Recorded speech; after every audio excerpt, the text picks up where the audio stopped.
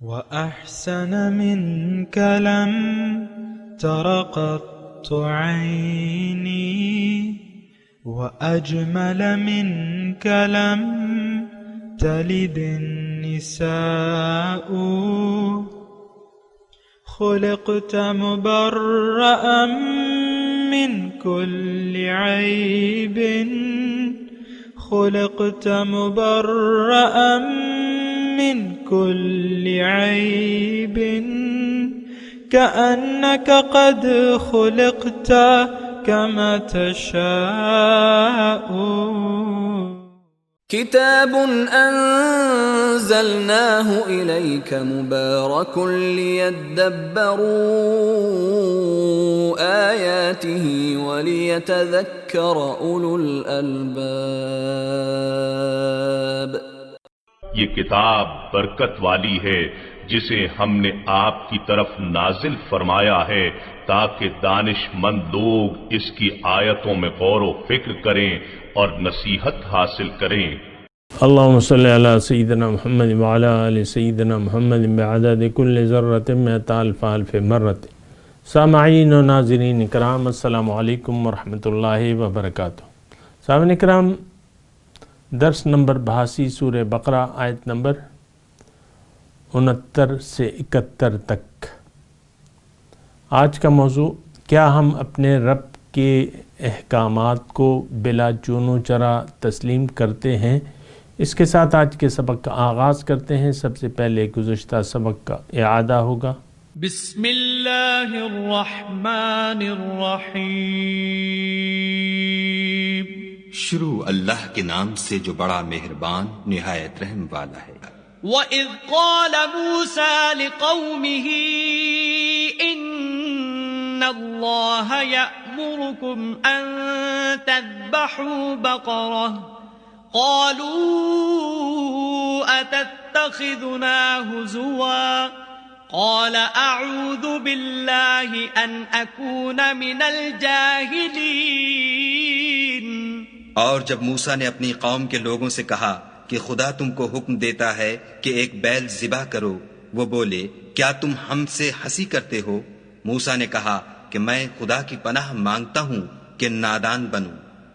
قالوا ادع لنا ربك يبين لنا ما هي قال إنه يقول إنها بقرة لا فارض ولا بكر عوان بين ذلك فافعلوا ما تؤمرون. انہوں نے کہا اپنے پروردگار سے التجا کیجئے کہ وہ ہمیں یہ بتائے کہ وہ بیل کس طرح کا ہو. موسیٰ نے کہا پروردگار فرماتا ہے کہ وہ بیل نہ تو بوڑھا ہو اور نہ بچڑا، بلکہ ان کے درمیان یعنی جوان ہو. سو جیسا تم کو حکم دیا گیا ہے ویسا کرو. سامعین اکرام، سورہ بقرہ آیت نمبر 69. قالوا ادع لنا، یعنی گائے کے ذبح کرنے کا حکم دیا گیا تو مختلف باتیں وہ پوچھنے لگے. آج کی آیت میں پوچھا انہوں نے ادع لنا، اے موسیٰ اپنے رب سے درخواست کیجئے، یبین لنا ما لونہا، کہ ہمیں بتائے کہ اس کا رنگ کیسا ہے. قال انہ یقول، انہوں نے کہا کہ اللہ یہ فرماتا ہے انہا بقرۃ، یہ تو ایک گائے صفران زرد رنگ کی، فاقع لونہا، گہرا ہے، اس کا رنگ گہرا ہونا چاہیے، تسر الناظرین، جو دیکھنے والوں کو بھلا لگے. قالوا ادع لنا ربک، انہوں نے کہا دوبارہ پوچھا یبین لنا ما ہی، کہ وہ ہمیں وضاحت کرے آپ کا رب کہ وہ کیسی گائے ہے. قال انہا بقر، یعنی مزید تفصیل اس کی چاہیے. تو ان البقرہ تشابہ علینا، ایسی گائیں تو بہت ہیں. وَإِنَّا إِنشَاءَ اللَّهُ لَمُهْتَدُونَ، اور انشاءاللہ ہم اب یعنی منزل تک پہنچ جائیں گے، صحیح فیصلے تک. قال انہ یقول، انہوں نے کہا کہ اللہ تعالیٰ فرماتا ہے کہ انہ یقول انہا بقرۃ لا ذلول، ایسی ایک گائے ہے جو جس سے کام نہیں لیا جاتا، محنت کرنے والی نہیں ہے. لا ذلول اچھا تثیر الارض، جو زمین کو جوتی نہ ہو، یعنی اس نے اس پہ ہل لگا کے جوتا نہ گیا ہو زمین کو، ولا تسقی الحرث، اور نہ کھیتی کو پانی دیا ہو اس نے، مسلم یعنی بالکل نوجوان، مسلمۃ لا شیۃ فیہا، بے عیب، اس میں کوئی داغ نہیں، سالم، کوئی داغ نہیں اس میں، مسلمتاً سالم، لا شیۃ فیہا، کوئی اس میں داغ نہیں۔ قالوا الآن جئت بالحق، انہوں نے کہا کہ اب آپ نے ٹھیک بات بتائی، فذبحوہا، انہوں نے ذبح تو کر لیا، وما کادوا یفعلون، اور وہ کرنے والے تو تھے نہیں۔ سامعین اکرام، اس واقعے میں یعنی جو سبق ہمیں ملتا ہے تو اس کو ذرا نوٹ کر لیجئے، اس پہ غور کیجئے۔ دیکھیں اللہ تعالیٰ نے انسان کو جس مقصد کے لیے پیدا کیا ہے وہ مقصد ہے بلا چون و چرا اطاعت، اور اللہ کی غیر مشروط اطاعت، یہ بات ذرا نوٹ کر لیں۔ اور جب حکم آ جائے تو اس میں چون و چرا نہ ہونا چاہیے۔ آج ہماری زندگی کو دیکھ لیں کہ ہم تو چون و چرا بہت کرتے ہیں، اصل میں تو ہم اپنے نفس کے بے دام غلام ہیں اور اللہ کی ہدایت کو ماننے کے لیے تیار نہیں ہیں، نہ اللہ تعالی ہماری منزل ہے نہ اس کو بنانا چاہتے ہیں ہم منزل۔ تو دیکھیں ٹھیک ہے، وہ قرآن میں ایک واقعہ ہے، بیان ہو رہا ہے، لیکن آپ اس سے اپنے لیے نصیحت تلاش کریں، آپ خود اس بات کو تلاش کریں کہ آپ کی اس وقت حیثیت کیا ہے، آیا آپ مومن مسلمان ہیں یا نہیں، صرف مسلمان ہیں زبانی طور پہ۔ ہم نے یہ دیکھنا ہوگا کہ ہم کامل اطاعت کر رہے ہیں اللہ تعالیٰ کی کہ نہیں کر رہے ہیں۔ اب ظاہر ہے کہ یہ جس ہجوم میں میں اور آپ رہ رہے ہیں، یہ معاشرہ تو قیل و قال کی بحث میں پھنسا ہوا ہے، اور حجت بازی جیسے کہ بنی اسرائیل کا وتیرہ تھا، اسی طرح ہم حجت بازی میں لگے ہوئے ہیں۔ آپ کو معلوم ہے سامعین کرام، کیا یہ یعنی جو دین میں ہم بٹ گئے ہیں، مختلف فرقوں میں بٹ گئے، یہ تو حجت بازی ہے اور یہ تو دین نہیں ہے۔ ہم نے دین کو، ہر ایک نے اپنی اپنی ڈیڈ اینڈ کی مسجد جو ہے وہ الگ بنا لی ہے، اور پھر یعنی کچھ ایک مسئلوں کو لے کر ایک فرقے کی بنیاد رکھ دی گئی ہے۔ میں نام نہیں لیتا فرقوں کے، آپ کو اچھی طریقے سے معلوم ہے۔ تو اسلام تو ہمیں اس بات کی اجازت ہرگز نہیں دیتا۔ اللہ تعالیٰ نے فرمایا ہے کہ وَاعْتَصِمُوا بِحَبْلِ اللَّهِ جَمِيعًا وَلَا تَفَرَّقُوا، اللہ کی رسی کو مضبوطی سے تھام لو اور تفرقہ مت ڈالو۔ جبکہ ہم نے اس کے الٹ کر لیا ہے، ہم نے اللہ کی رسی کو تو چھوڑ دیا ہے۔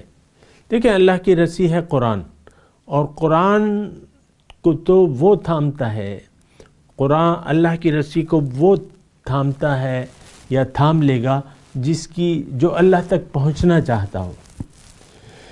دیکھیں میں آپ کو ایک بات کہہ رہا ہوں، تھوڑی سی توجہ سے سنیں۔ اللہ کی رسی، حبل اللہ، اس میں بہت بڑا مضمون ہے حبل اللہ میں۔ اس میں مضمون یہ ہے کہ یہ ایک رسی ہے، اللہ تعالیٰ نے انسانیت کو جہالت سے نکال کر علم کے پاس اور تاریکی سے نکال کر نور کی طرف لے جانا چاہتا ہے۔ اب اس کا ذریعہ جو ہے وہ نور قرآن ہے، اور یہ اللہ تعالیٰ کی رسی ہے، حبل اللہ المتین، یہ اللہ تعالیٰ کی رسی ہے۔ اب اس رسی کو تو وہ شخص پکڑے گا جو طالب مولا ہے، جو طالب مولا نہیں ہے وہ تو پھر اس رسی میں، اس کے دانوں میں، اس کے جو بٹائی ہے اس میں اختلاف کرنے لگے گا۔ یہ قرآن تو اختلاف کے لیے اللہ تعالیٰ نے نہیں نازل فرمایا، یہ بات نوٹ کر لیں۔ یہ تو ایک اللہ کی رسی ہے جس سے پکڑ کر ہم اکٹھے پکڑ کر اپنے مولا کے پاس جا سکتے ہیں۔ اور یہ بات بھی نوٹ کر لیں یہاں پہ کہ وَاعْتَصِمُوا بِحَبْلِ اللَّهِ جَمِيعًا، اللہ تعالیٰ ہمیں یہ ہم سے چاہتا ہے کہ ہم سب اکٹھے رہیں۔ دیکھیں ایک منزل کے راہیوں میں اختلاف تو نہیں ہونا چاہیے۔ یعنی مثال کے طور پہ میں عرض کرتا ہوں، ایک مثال دے دیتا ہوں۔ مثال یہ ہے کہ میں مردان میں ہوں اور یہاں مردان میں 40 لوگ ہیں، اور 40 لوگ جو ہیں وہ الگ الگ، ہاں ظاہر ہے کہ ان کے اپنے اپنے خیالات ہیں یا جو ہیں، لیکن ان کو جانا ہے پنڈی، مردان سے پنڈی۔ اب وہ جاتے ہیں، کہاں جاتے ہیں؟ لاری اڈے پہ، بس سٹینڈ پہ جاتے ہیں، اور وہ وہاں پہ مختلف منازل کی جو ہیں گاڑیاں کھڑی ہوئی ہیں، کوئی پشاور کی ہے، کوئی سوات کی ہے، کوئی ثوابی کی ہے، لیکن یہ 40 آدمی جو ہیں ان کی منزل تو پنڈی ہے، اسلام آباد ہے مثال کے طور پہ۔ تو اب یہ اپنے اختلافات کو بھلا کر اسی گاڑی میں، ایک گاڑی میں سوار ہو جائیں گے اور شیر و شکر ہو کے اس گاڑی میں سوار رہیں گے، کیونکہ یہ گاڑی ان کو منزل تک لے جائے گی۔ دیکھیں اسلام کی گاڑی ہے ایک، حضور صلی اللہ علیہ وسلم فرمایا نا کہ میری امت کی مثال جو ہے وہ کشتی نوح کی طرح ہے، جو اس میں بیٹھ گیا وہ نجات پا جائے گا، جو اس سے نیچے اتر گیا وہ ہلاک ہو جائے گا۔ تو دیکھیں اسلام، قرآن، دین اسلام، یہ سب جو ہے اللہ تعالیٰ نے اس لیے نازل فرمایا کہ اس کو ہم اختیار کر کے اللہ کے پاس پہنچ جائیں۔ لیکن آج دیکھ لیں آپ اسلام کے ہم نے ٹکڑے ٹکڑے کر دیے ہیں، ٹکڑے ٹکڑے کر دیے ہیں، اور آپ دیکھ لیں کیا حال ہے آج۔ یعنی دین اسلام کی روح جو ہے وہ آج موجود نہیں ہے۔ روح کیا ہے؟ وہ توحید ہے، اور توحید میں بھی آپ دیکھ لیں یعنی توحید کے معنی بھی ہم نے بدل دیے ہیں۔ تم نے یا رسول اللہ کہہ دیا تم تو مشرک ہو گئے، تم تو یا رسول اللہ نہیں کہتے تم مشرک ہو گئے۔ سب ایک دوسرے پہ الزامات لگا رہے۔ رسول اللہ نور ہیں کہ بشر ہیں، اس بحث میں پڑے ہوئے ہیں۔ رسول اللہ کو علم غیب ہے نہیں ہے، اس بحث میں پڑ گئے۔ رسول اللہ یعنی سماع موتا، مردے سنتے ہیں یا نہیں سنتے، اس بحث میں پڑ گئے۔ نماز رکوع میں جاتے وقت رفع یدین کرنا چاہیے یا نہیں کرنا چاہیے، اس بحث میں پڑ گئے۔ یعنی دیکھیں آپ یہ جو بحثیں ہیں یعنی مختلف فرقوں کے درمیان، یہ بالکل یعنی غیر ضروری ہیں، اس کی تو کوئی ضرورت نہیں ہے۔ بھئی تم یہ دیکھو کہ تمہیں اللہ تعالیٰ نے پیدا کیوں فرمایا ہے، تم سے چاہتا کیا ہے۔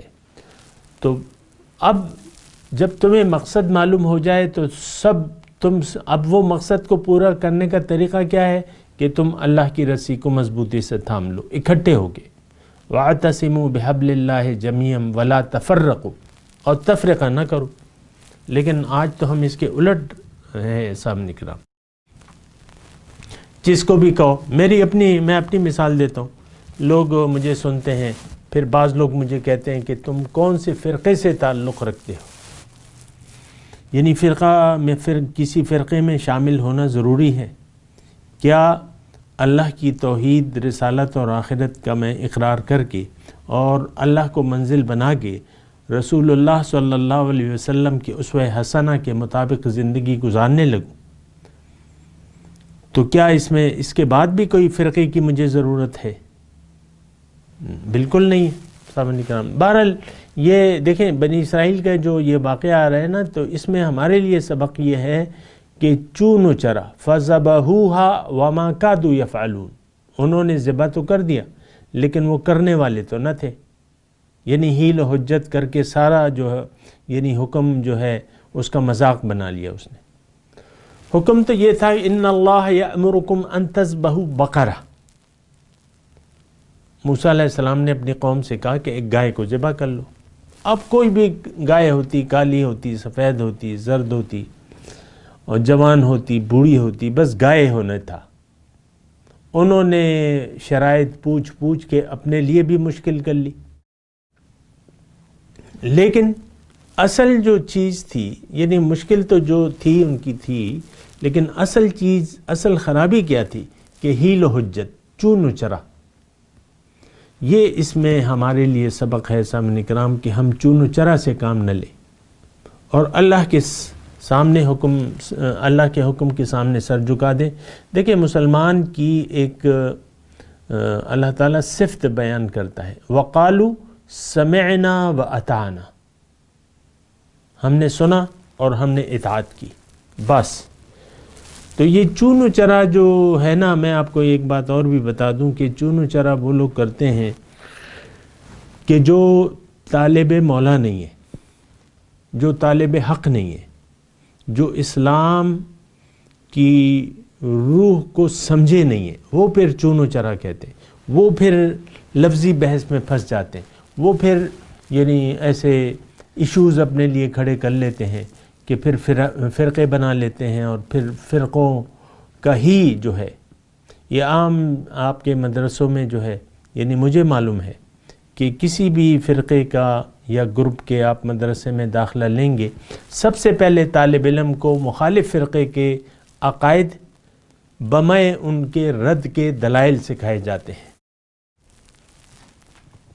یعنی جو بچہ پڑھتا ہے نا، تو ان کو جو ہے مخالف فرقے کے جو ان کے خیال میں غلط ہے وہ بتائے جاتے ہیں کہ بھئی ان کا عقیدہ یہ ہے، ان کا عقیدہ یہ ہے، اور ہمارا عقیدہ اس کے خلاف ہے، اور اس عقیدے کے خلاف دلائل یہ ہیں. یہ تو کوئی بات نہ ہوئی سامنے کرام. بہرحال میں اس پہ بات نہیں کرتا، اور اللہ تعالیٰ سب کو جزائے خیر دے اور ہم سب کو نیکی کی ہدایت دے. لیکن چون و چرا میں کہہ رہا ہوں، چون و چرا نہیں. جہاں یعنی قرآن میں ایک آیت ہے، ما کان لمؤمن ولا مؤمنۃ اذا قضى الله ورسوله امرا ان يكون لهم الخيرة او کما قال. کسی مومن مرد اور مومن عورت کو یہ زیب نہیں دیتا کہ رسول اللہ صلی اللہ علیہ وسلم ان کے بارے میں کوئی فیصلہ کرے، اب ان کے پاس اختیار نہیں رہ جاتا. ہم نے تو دیکھیں ہماری زندگی کے متعلق تو اللہ تعالیٰ نے فیصلے کر دیے ہیں.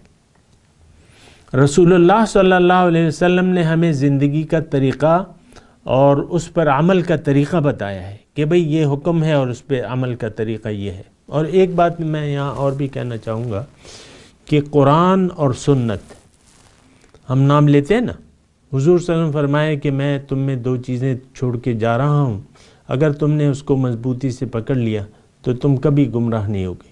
اللہ کی کتاب اور میرا طریقہ، کتاب اور سنت، کتاب اللہ و سنتی. اب عام طور پہ ایک تصور یہ ہے کہ سنت اور قرآن میں فرق ہے، قرآن الگ ہے، سنت الگ ہے. یعنی اس میں وہ آ گیا نا، اور آ گیا. تو جو لے مین ہے وہ یہ سمجھتا ہے کہ قرآن الگ ہے اور سنت جو ہے وہ الگ ہے. یہ بات نہیں ہے سامنے کرام. تھوڑی سی اپنے خیالات کی اصلاح کر لیں. اصل چیز جو ہے وہ قرآن ہے، اصل ہدایت قرآن ہے. سنت کیا ہے؟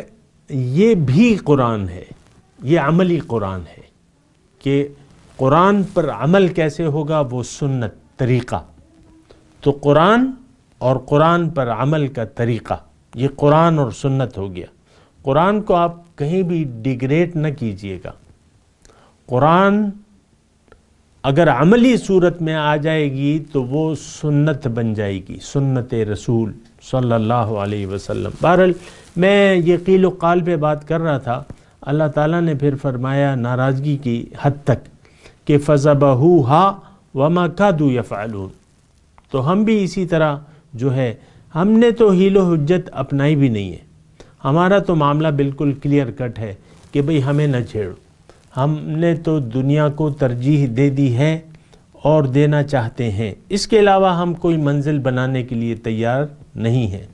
لہٰذا آپ دیکھ لیں بہت سے لوگ جو بظاہر پڑھے لکھے ہیں وہ پڑھے لکھے جاہل ہیں، اور دوسری یہ کہ دین کے بارے میں ہر ایک اپنی اپنی تشریحات کرتا ہے. ایک اسکول کا پرنسپل کچھ کہے گا، دوسرا کچھ کہے گا، ٹیچر کچھ کہے گا، دوسرا کچھ کہے گا. اب میں جو ہے بہرحال آپ دیکھ لیں مختلف فرقوں کی تشریحات اسلام جو ہے وہ آپ کو معلوم ہے. ابھی کلی کی پرسوں کی بات ہے کہ ایک صاحب نے ایک مجمع میں جو بڑے معروف ہیں ٹی وی پہ یہ اور وہ کہتے ہیں، ایک مجمع کو کہتے ہیں کہ تم گناہوں کی حد کر دو اور پھر معافی مانگ لو، سارے گناہ معاف ہو جائیں گے. آسمان تک گناہوں کو بھر دو اور پھر معافی مانگ لو، بس اللہ تعالیٰ معاف کر دے گا. یہ تو گناہوں کی آپ یعنی بڑھاوا دے رہے ہیں گناہوں کو. گناہ تو نہ کرنے کی چیز ہے، گناہ تو ہو جاتا ہے، آپ کرتے نہیں ہیں، یعنی قصدن نہیں کرتے اور پھر اس پہ قائم بھی نہیں رہتے. آپ کہہ رہے ہیں کہ گناہ کرو کرو کرو کرتے جاؤ، آسمان تک لے جاؤ اور پھر جو ہے استغفر اللہ کہہ دو، سارے معاف ہو جائیں گے. ایسی بات تو نہیں ہے. استغفر اللہ منہ سے کہنے سے تو کوئی گناہ معاف نہیں آتا. گناہ کا تو معافی کا تو اپنا ایک لگا بندہ طریقہ کار ہے. اللہ تعالیٰ نے قرآن میں فرمایا ہے فَمَن تَابَ وَآمَنَ وَعَمِلَ صَالِحًا فَإِنَّهُ يَتُوبُ إِلَى اللَّهِ مَتَابًا. کما قال ایسی آیت ہے کہ جو رجوع کر لیا جس نے اور صحیح ایمان لے آیا اور عمل صالح کیا، اس کی توبہ جو ہے وہ قبول کرے گا اللہ تعالیٰ. بہرحال میں چونو چرا کی بات کر رہا ہوں سامعین کرام. یہ چونو چرا جو ہے یہ بنی اسرائیل کا ایک وتیرہ تھا. ہم لوگ بھی ان کی اتباع کر رہے ہیں. دیکھیں وہ لوگ بھی دنیا دار تھے، ہم بھی دنیا دار ہو گئے. آپ مجھے فرق سر منہ فرق تو بتائیں نا، سر منہ بال برابر فرق اس وقت ہم میں اور یہودیوں میں کوئی فرق ہو تو آپ مجھے بتا دیں. شرک وہ بھی کرتے تھے جیسا بھی عزیر اللہ کا بیٹا ہے. ہم نے تو بہت سے معبود بنا لیے ہیں. وہ بھی دنیا دار ہیں، ہم بھی دنیا دار ہیں. وہ بھی یعنی بغیر اللہ کو راضی کیے دین کو انہوں نے اپنی خواہشات کے تابع کر لیا ہے. تورات ان کے پاس نہیں ہے، شریعت نہیں ہے. دین اصل اس وقت تو شریعت محمدی نافذ ہے، لیکن اور اس کی تذکرہ ان کی کتابوں میں موجود ہے. اور دیکھیں نا یہ مدینے میں جب حضور صلی اللہ علیہ وسلم تشریف لائے تو فلما جاءہم ما عرفوا کفروا بہ. جب آ گئی وہ ہستی ان کے پاس جسے انہوں نے پہچان لیا، انکار کر دیا، تو اللہ کی لعنت ہو کافروں پہ. تو دیکھیں ایسی بات ایسی ہے کہ ہمیں اپنی اصلاح کی ضرورت ہے. یہ چونو چرا کی عادت چھوڑنی چاہیے. لیکن یہ سمعنا و اطعنا یہ تو عادت کب کا ہوا، کب کی ہم چھوڑ چکے ہیں کہ ہم نے سنا اور ہم مانتے ہیں. نہیں، ہم سن لیتے ہیں لیکن ماننے کے لیے تیار نہیں ہے. پٹواریوں کے دفتر میں لکھا ہوا ہے مشہور حدیث کہ من الراشی والمرتشی فی النار. وہ سب دیکھ رہے ہیں جو رشوت خور ہیں وہاں، جو بابو ہیں، جو افسر ہیں. یہ تو یعنی افسر نہ کرے رشوت تو یہ تو بابو نہیں لے سکتے. لیکن ہر ایک چیز میں پہلے تو افسر راشی ہے ہمارا جو اوپر کی کرسی پہ بیٹھا ہے. اس نے وہ کرسی خریدی ہے، اب وہ مال بنانے میں مصروف ہے. تو اب نیچے جو چوکیدار ہے وہ بھی جو ہے اپنے لیے کوئی راستہ ڈھونڈ رہا ہے کہ میرے بھی کچھ اس میں حصہ لگنا چاہیے بالائی. اور وہ حالانکہ دیکھتے ہیں حضور صلی اللہ علیہ وسلم کی حدیث کو. اللہ کا قول ہے، حضور کی حدیث ہے کہ یہ دونوں جو ہے یہ جہنمی ہیں. لیکن ہم سنتے ہیں، دیکھتے ہیں، لیکن ہم اس پر عمل کے لیے تیار نہیں ہیں. یہ ہماری حالت ہے سامنے کرام. بہرحال غور کرنا چاہیے. تو مطلب یہ ہے کہ یہ دیکھیں یہ جو ہمارا روایتی اسلام ہے یہ ہمارے کسی کام کا نہیں آیا، یعنی ہمارے کسی کام نہیں آئے گا. ایمان ہمارے دل میں نہیں ہے. اللہ تعالیٰ نہ ہماری منزل ہے نہ بنانا چاہتے. پھر اللہ کی بندگی نہ ہم کر رہے ہیں نہ کرنا چاہتے ہیں، کامل بندگی. تقوی، لباس تقوی نہ ہم نے پہنا ہوا ہے نہ پہننا چاہتے ہیں. تو بہرحال یہ ساری باتیں ہیں اور اس کو ذرا آپ نے دیکھنا ہوگا کہ ہم کس طرف جا رہے ہیں، کیا کر رہے ہیں. اللہ اکبر. تو میں تلاوت کرتا ہوں، سامعین کرام میرے ساتھ دہرائیے. اعوذ باللہ من الشیطان الرجیم، بسم اللہ الرحمن الرحیم. قال ادع لنا ربك يبين لنا ما لونها قال إنه يقول إنها بقرة صفراء فاقع لونها تسر الناظرين. قالوا ادع لنا ربك يبين لنا ما هي إن البقرة شابه علينا وإنا إن شاء الله لمهتدون. قال إنه يقول إنها بقرة لا ذلول تثير الأرض ولا تسقي الحرث مسلمة لا شية فيها. قالوا الآن جئت بالحق فذبحوها وما كادوا يفعلون.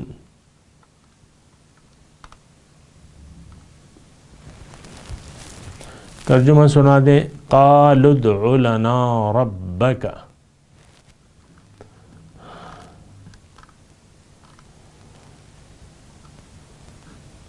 انہوں نے کہا کہ ہمارے لیے اپنے رب سے درخواست کیجئے. یبین لنا ما لونہا، کہ اس کا رنگ ہمیں بتائے کہ رنگ کیسا ہے. قال انہ یقول انہا بقرۃ صفراء، موسیٰ علیہ السلام نے کہا کہ اللہ فرماتا ہے کہ وہ ایک زرد گائے ہے. فاقع لونہا، اس کا رنگ خوب گہرا ہے.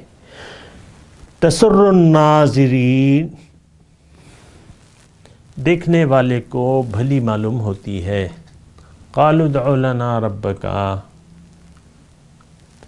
انہوں نے کہا کہ ہمارے لیے اپنے رب سے دعا کر کہ ہمیں بتائے. یبین لنا ما ہی، کہ وہ کس قسم کی گائے ہے. ان البقرہ تشابہ علینا، وہ گائے ہم پر مشتبہ ہو گئی ہے. وَإِنَّا إِن شَاءَ اللَّهُ لَمُهْتَدُونَ، اور اگر اللہ نے چاہا تو ہم ضرور پتہ لگا لیں گے. قال انہ یقول،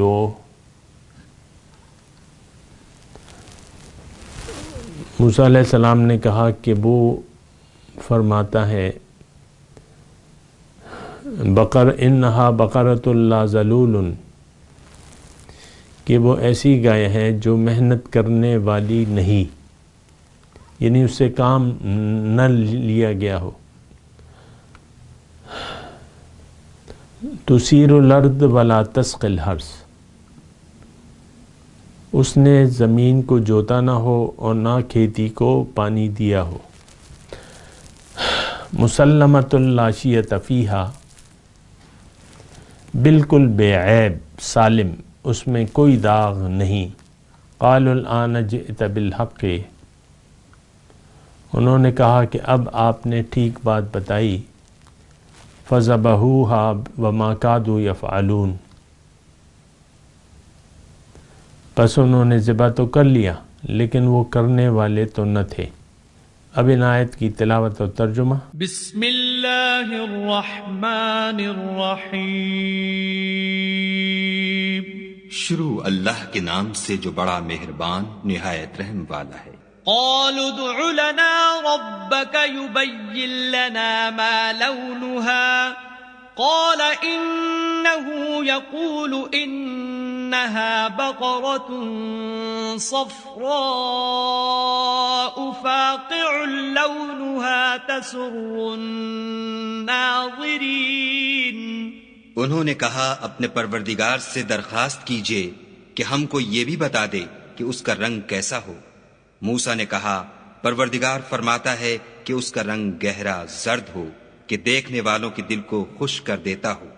قالوا ادع لنا ربك يبين لنا ما هي إن البقرة شابه علينا وإنا إن شاء الله لمهتدون۔